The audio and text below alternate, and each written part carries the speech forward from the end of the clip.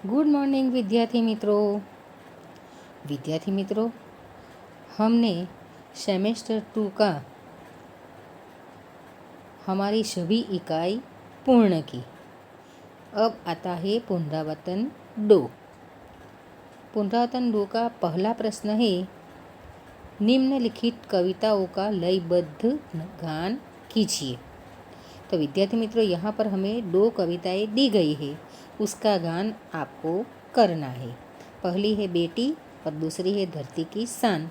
तो उस कविता का गान आपको करना है। अब आता है हमारा प्रश्न 2।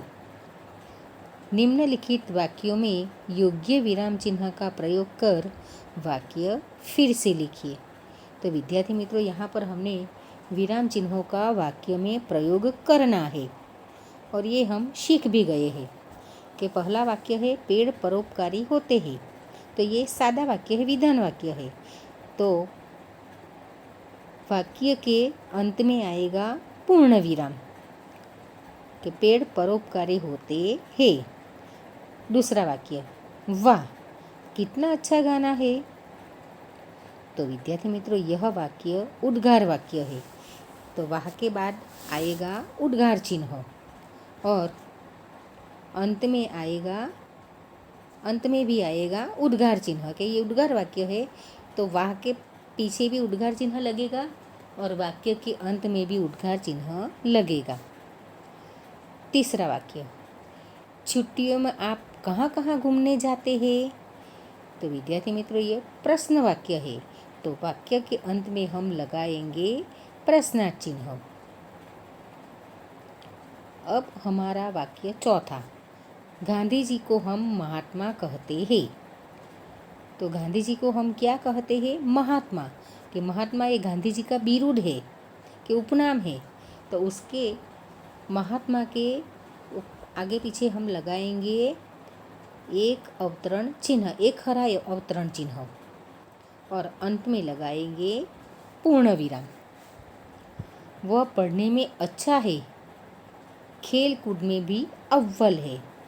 कि पढ़ने में अच्छा है अल्प विराम और खेल कूद में भी अव्वल है पूर्ण विराम। जय जवान जय किसान लाल बहादुर शास्त्री ने कहा था। कि यहाँ जय जवान जय किसान यह नारा है। तो नारा को हम लिखेंगे एक हरा अवतरण चिन्ह में कि जय जवान जय किसान। उसके बाद लाल बहादुर शास्त्री ने कहा था, बाद में पूर्ण विराम। अब हमारा वाक्य 7वां, दशरथ राजा के 4 पुत्र थे, राम, लक्ष्मण, भरत और शत्रुघ्न। तो दशरथ राजा के 4 पुत्र थे, बाद में आएगा निर्देशक चिन्ह यानी कि छोटी लिटी और राम अल्पविराम, लक्ष्मण अल्पविराम, भरत और शत्रुघ्न के बाद में आएगा पूर्ण विराम। अब हमारा 8वां वाक्य, आशीष दिन रात मेहनत करता है।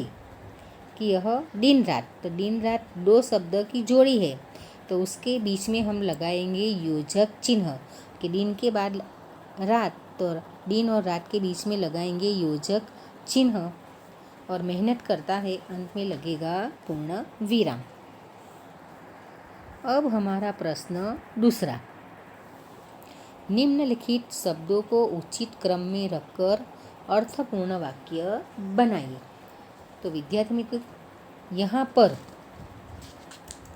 शब्द को उलट पुलट कर दिया है और हमें उलट पुलट शब्दों को उसके क्रम में लगाना है और सार्थक वाक्य बनाना है। तो पहला वाक्य है का गुजरात पावागढ़ गौरव। तो सार्थक वाक्य बनेगा पावागढ़ गुजरात का गौरव है।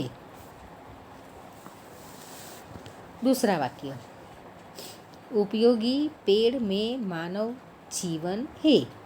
तो मानव जीवन में पेड़ उपयोगी है। कौन सा वाक्य बनेगा? मानव जीवन में पेड़ उपयोगी है। तीसरा, चाहिए समय हमें खेलते रहना सावधान। कि खेलते समय हमें सावधान रहना चाहिए। चौथा वाक्य, संगति की लोगों हमें चाहिए सज्जन करने।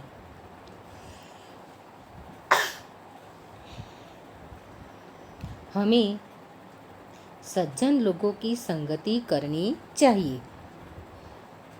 पांचवा वाक्य, अच्छी अपनी हमेशा बात योग्य चीज वस्तुएं है जगह रखना। तो सार्थक वाक्य को कैसे बनेगा कि हमेशा अपनी चीज वस्तुएं योग्य जगह रखना अच्छी बात है।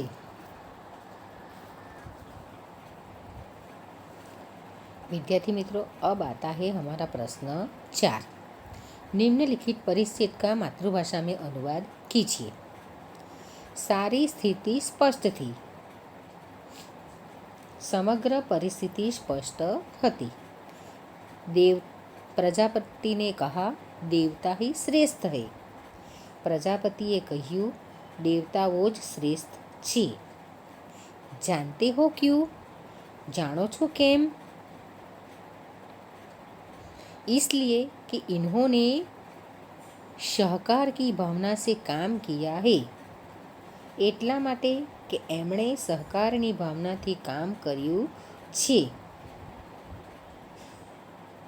खुद भी खाओ और दूसरे को भी खिलाओ। પોતે પણ ખાવો અને બીજાઓને પણ ખવડાવો। जियो और जीने दो। जीवो અને જીવવા દો। वह थी इनकी विशेषता। તે હતી એમની વિશેષતા। इन्होंने बुद्धि से काम लिया। એમણે બુદ્ધિથી કામ લીધું। सूझबूझ दिखाई। समझदारी बतावी। वे आमने सामने बैठ गए। તેઓ સામ સામે બેસી ગયા। एक दूसरे के मुंह में लड्डू देते रहे। एक बीजाना मुखમાં લાડુ મૂકતા રહ્યા। थोड़ी देर में थाल साफ कर दिया। थोड़ी ज वार में थाल खाली करी दीधो। अब आता है हमारा प्रश्न 5। निम्नलिखित अपूर्ण कहानी को अपने शब्दों में मौखिक एवं लिखित रूप से पूर्ण कीजिए। कहानी है, रामपुर नामक गांव है। उस गांव में भोलू नाम का एक लड़का रहता था। वह पढ़ाई करता था। एक दिन वह पाठशाला जा रहा था। रास्ते में उन्हें रेल की पटरिया को पार करना पड़ता था। उसने देखा कि रेल की पटरी एक जगह से उखड़ी हुई है। कि विद्यार्थी मित्रों, यह कहानी तो हमको पता ही है कि लड़का, भोलू नाम का लड़का है, वो अपनी पाठशाला जाता था और रास्ते में उसे रेल की पटरियाँ पार करना पड़ता था। और क्या देखा एक दिन उसने कि रेल की पटरियाँ एक जगह से उखड़ी हुई है। अब आपको कहानी पूर्ण करनी है। कि भोलू ने सोचा कि इससे तो बड़ी दुर्घटना हो सकती है। उसी समय रेलगाड़ी दूर से आ रही थी। कि उसने क्या सोचा कि पटरी उखड़ गई है तो उससे तो अकस्मात हो सकता है, दुर्घटना हो सकती है। और उसे उसी समय रेलगाड़ी भी आती हुई दिखाई दी। भोलू ने उसे देखा। संजोग से भोलू ने उस दिन लाल कमीज पहनी हुई थी। तुरंत उसने सोचा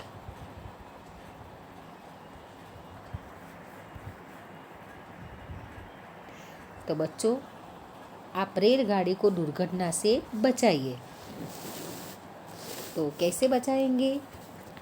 कि उसी समय रेलगाड़ी दूर से आ रही थी। भोलू ने उसे देखा। उसने सोचा लाल झंडी दिखाने पर गाड़ी रुकती है। कि उसके यह पता था कि लाल झंडी दिखाने पर गाड़ी रुक जाती है। लेकिन यहाँ लाल झंडी लाए कहाँ से? कि लाल झंडी कहाँ से लाऊं? संयोग से भोलू ने उस दिन लाल कमीज पहनी हुई थी। उसे यकायक ख्याल आया कि उसकी कमीज भी लाल है। कि उसको ख्याल आया कि उसने लाल कमीज ही पहनी है। भोलू ने तुरंत अपनी कमीज निकालकर झंडी की तरह गाड़ी की ओर लहराई। तो अपनी कमीज निकाल ली और उसकी झंडी बनाकर वो गाड़ी की ओर लहराने लगा। लाल झंडी देखते ही ड्राइवर ने गाड़ी रोक दी। तो ड्राइवर ने देखा कि बच्चा लाल झंडी क्यों देखा रहा है, इसीलिए उसने गाड़ी रोक दी। भोलू ने सारी बात ड्राइवर को बता दी। एक बड़ी दुर्घटना होते होते रह गई। यात्रियों की जान बचाने के कारण ड्राइवर ने उस लड़के को शाबाशी दी। सरकार ने उसे पुरस्कार देकर सम्मान किया कि भोलू ने दुर्घटना होते बचा ली, इसलिए उसको शाबाशी दी गई और सरकार ने भी भोलू को पुरस्कार से सम्मानित किया। तो विद्यार्थी मित्रों, यहाँ भोलू की सूझबूझ से रेलगाड़ी की दुर्घटना होने से उसने बचा ली। तो आप भी कभी ऐसी दुर्घटना होने वाली है तो आप ही सतर्क रहकर इस ऐसी दुर्घटना को बचा सकते हो। अब प्रश्न 6 चर्चा कीजिए। जल ही जीवन है क्यों? ये विद्यार्थी मित्रों, आपको जल यानी कि पानी, ये पानी है तो अपना जीवन है। जल के बिना हमारा जीवन ही नहीं है। तो यहाँ चर्चा करनी है। तो आपको यह जल के जीवन के बारे में चर्चा करनी है।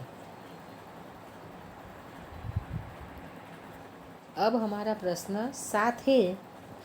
आपने टीवी दूरदर्शन पर प्रसारित होने वाले गम्मत गुलाल जैसे हास्य के कार्यक्रम देखे होंगे।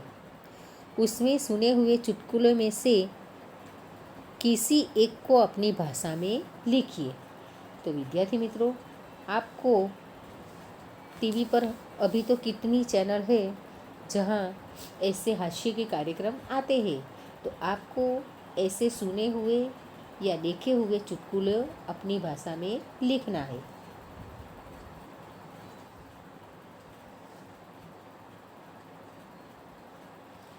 तो विद्यार्थी मित्रों, आज हम पुनरावर्तन प्रश्न 7 तक ही करते हैं। अगले वीडियो में प्रश्न 8 से पूरा पुनरावर्तन हम देखेंगे और उसकी चर्चा करेंगे।